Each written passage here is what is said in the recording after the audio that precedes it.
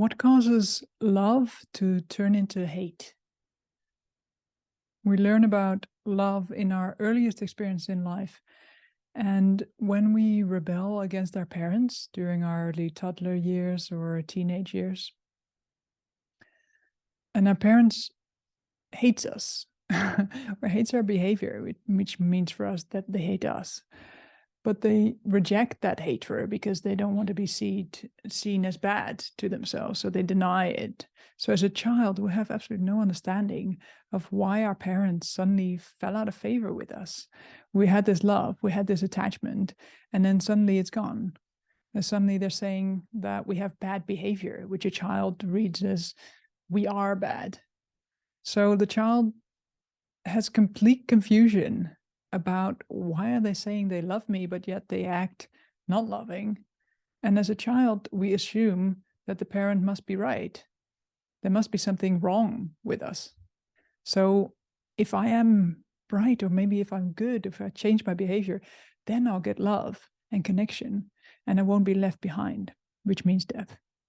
So shame then becomes the imprint embedded in this child's being, because otherwise they have to face the assumption that the parent wasn't able to love them unconditionally, but instead loved something they or their presence did for them.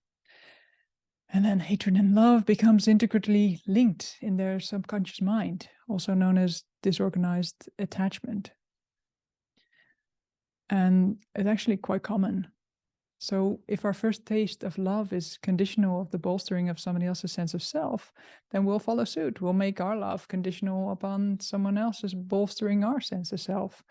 And the minute someone in our lives doesn't bolster our sense of self, we'll hate them. And the minute we don't bolster their sense of self, they'll hate us. So if we're only capable of practicing conditional love, the more intense our level of positive appreciation and therefore oneness to something is, the more intense pain we feel as a result of losing that feeling and losing that positive feeling towards them.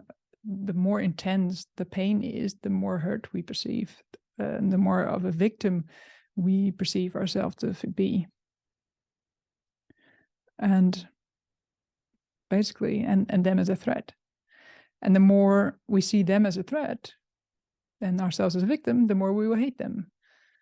That's why the people who love us the most, they can become our greatest enemy. So we want to learn unconditional love, but it starts with admitting to ourselves that our love is conditional. And perhaps we can ask ourselves, what is our love conditional upon?